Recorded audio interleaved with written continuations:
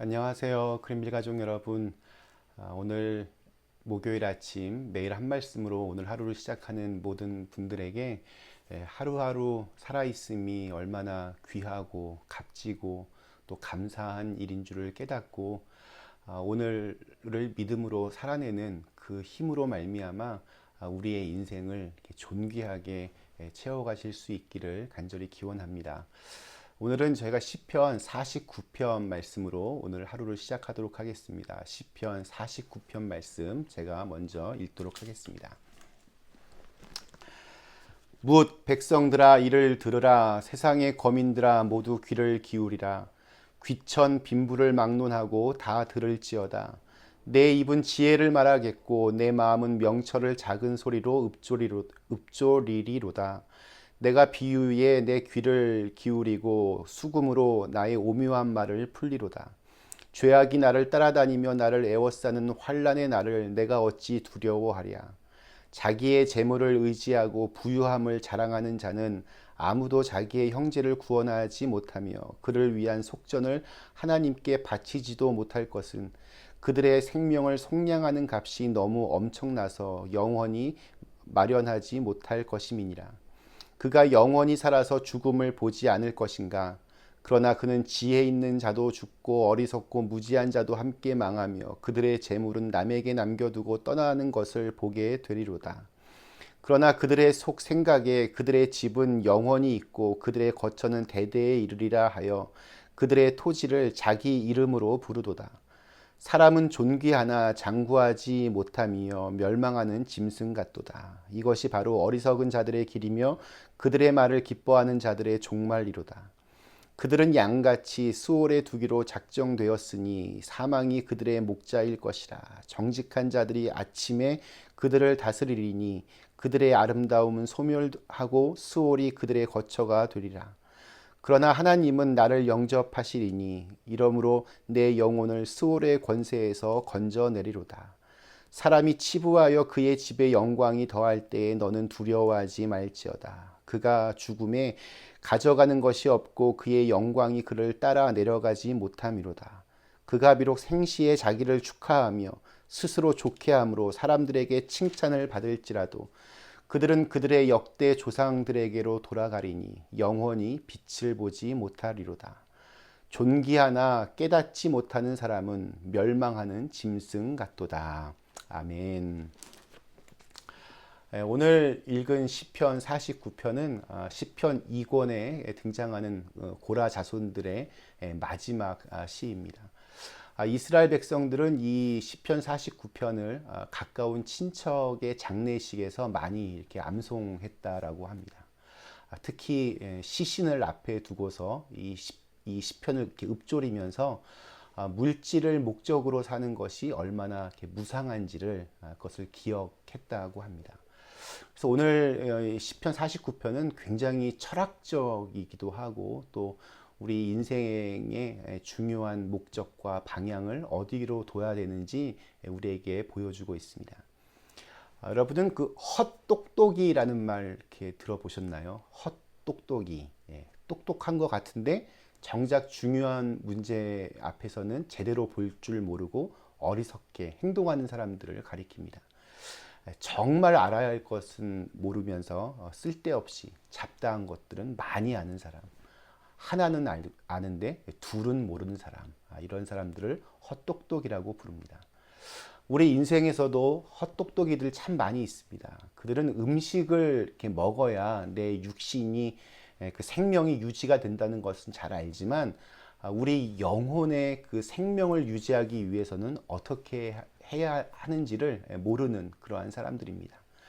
눈에 보이는 것은 잘 알면서도 보이지 않는 세계에 대해서는 너무나 무지하고 관심조차 없습니다. 세상에서 잘 살기를 바라면서도 언젠가 이 세상살이를 떠나야 한다는 것을 잘 실감하지 못하고 사는 사람, 오늘날 헛똑똑이들입니다. 오늘 읽은 시편 49편에서도 이 헛똑똑이들이 참 많이 등장합니다. 세상에서 살면서 자신이 가장 똑똑한 것처럼 그렇게 말하고 행동하지만 사실은 가장 어리석은 사람들, 자기가 가장 잘났다고 어떤 상황에서도 아무런 걱정이 없다고 큰 소리들을 칩니다. 또 재물만 많으면, 돈만 많으면 무엇이든지 할 수 있다라고 지금 살고 있는 인생의 삶이 영원까지 이어질 것이라고 그렇게 폼 잡고 살아갑니다. 실상은 가장 어리석은 사람들이고 또 어리석은 행동입니다. 그래서 오늘 1절과 2절에서 시인이 이렇게 외칩니다. 뭇 백성들아 이를 들으라. 세상의 거민들아 모두 귀를 기울이라. 귀천 빈부를 막론하고 다 들을지어다. 예나 지금이나 돈이 많냐 적으냐에 따라서 그 사람을 평가하기가 참 쉽습니다. 돈이 많으면 성공한 인생, 돈이 없으면 실패한 인생, 이렇게 말들을 합니다. 그러나 성경은 다른 기준을 가지고 우리에게 말합니다. 하나님을 의지하는 사람은 성공한 인생이고 하나님을 가볍게 여기는 사람은 실패한 인생이 된다. 하나님을 의지하는 사람은 영원을 바라보는 지혜를 가진 사람입니다. 그래서 사람을 또 세상을 부러워하거나 두려워하지 않습니다. 6절 말씀을 제가 표준세 번역으로 읽어보면 이렇습니다. 자기의 재물을 의지하는 자들과 돈이 많음을 자랑하는 자들을 내가 어찌 두려워하리요. 세상에는 하나님을 의지하려는 사람들보다 자기의 재물을, 돈을 의지하려는 사람들이 압도적으로 많은 것 같습니다.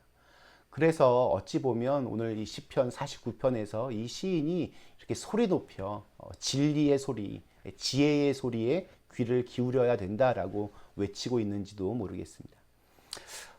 저는 그리스도인이란 자신의 삶으로 하나님을 의지하고 사는 것이 어떠한 모습인지를 보여주어야 하는 그런 존재들이라 생각합니다. 왜냐하면 우리가 그토록 의지하는, 원하는 돈은, 물질은 우리를 구원할 힘이 없습니다. 표준세 번역 성경은 7절을 이렇게 번역합니다. 아무리 갚으라 하여도 사람은 자기의 생명을 속량하지 못하는 법. 하나님께 속전을 지불하고 생명을 속량할 사람은 아무도 없다. 우리 인간 삶에 참 아이러니한 것은 미래를 위해서, 은퇴 이후를 대비해서 정말 밤낮 쉬지 않고 돈을 버는데 그토록 기다리던 은퇴 후에 삶이 되면 온갖 병으로 고생하며 치료비로 그 돈을 다 탕진한다는 것입니다. 평생을 돈을 모았는데 그것을 고스란히 다 병원에 갖다 바치며 그렇게 자기의 인생을 마무리합니다. 돈이 절대로 인간을 구원하지 못합니다. 그렇게 살다 죽은 사람은 오늘 마지막 20절에 나오는 표현을 빌리자면 멸망하는 짐승처럼 살다가 죽는 것입니다. 프랑스 곤충학자 아주 유명한 파브르는 날벌레들을 관찰하던 중에 매우 중요한 사실을 하나 발견했습니다.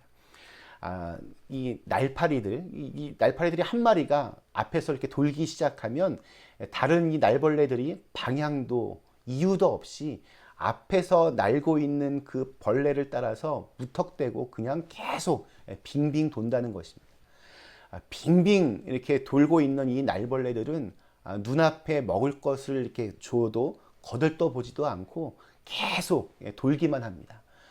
7일 동안을 이렇게 빙빙 돌다가 결국은 굶어 죽고 말더라는 것입니다. 그런데 우리 사람들 가운데에도 이 날벌레 같은 인생을 사는 사람들이 참 많이 있습니다. 그냥 남들 하는 대로 덩달아 살아가다가 허망하게 죽는 것을 말합니다. 의미도 가치도 목적도 없이 그냥 남들 하는 대로 덩달아 살아가다가 끝내는 그러한 인생입니다. 마지막 우리 20절 말씀은 그래서 우리를 깊은 깨달음으로 인도해 줍니다. 존귀하나 깨닫지 못하는 사람은 멸망하는 짐승 같도다. 우리의 존재 가치에 대해서 한번 생각해 보면 우리 몸의 재료는 흙입니다. 우리 몸의 재료인 흙을 다 합쳐도 사실 100불도 안 될 겁니다. 그리고 나이가 점점 들어감에 따라서 할 수 있는 일들도 많이 줄어들게 됩니다. 점점 나라고 하는 존재가 별거 아니구나라는 생각도 들기도 합니다. 그러나 하나님께서는 우리를 너무나 소중하게 생각하십니다. 왜냐하면 독생자의 목숨을 값으로 지불하고 자기의 자녀로 삼으셨기 때문입니다. 하나님은 우리를 더 이상 우리의 겉모습으로 평가하지 않으십니다. 어떤 쓰임에 따라서 평가하지 않으십니다. 재산 규모에 따라서, 학력 수준에 따라서 세상에서의 지위와 권세를 가지고 우리를 평가하지 않으십니다. 단 하나, 하나님이 우리를 위하여 지불하신 대가, 십자가에 달려 피를 흘리고 죽은 하나님의 아들 예수 그리스도의 희생을 생각하면서 우리를 바라보십니다. 그렇기 때문에 하나님이 보시기에 십자가 아래에 있는 모든 사람들이 다 너무나 존귀한 존재들입니다. 그러나 아무리 내가 존귀한 존재라고 해도 그걸 깨닫지 못하면 무슨 소용이 있겠습니까? 러시아의 대문호 도스토옙스키는 인간은 자기가 행복하다는 것을 알지 못하기 때문에 불행하다라는 유명한 말을 남겼습니다. 인간은 자기가 행복하다는 것을 알지 못하기 때문에 불행하다. 왜 알지 못합니까? 물질 중심적인 그 고정관념에 매여 있고 잘못된 지식, 잘못된 가치관을 평생 붙들고 살아가기 때문입니다. 깨달아야 합니다. 그냥 아는 정도가 아니라 깊이 깨달아야 합니다. 깨달아야 존귀함을 알게 되고 존귀함을 알아야 행복하게 살 수 있습니다. 여러분은 존귀한 존재이십니까? 어떻게 하면 내가 존귀한 존재가 될 수 있습니까? 하나님의 말씀과 함께 해야 합니다. 나 자신의 존귀함을 알게 하고 확인해 주는 거울은 하나님의 말씀입니다. 성경 전체가 하나님이 나를 얼마나 사랑하시는지에 대해서 쓰여져 있습니다.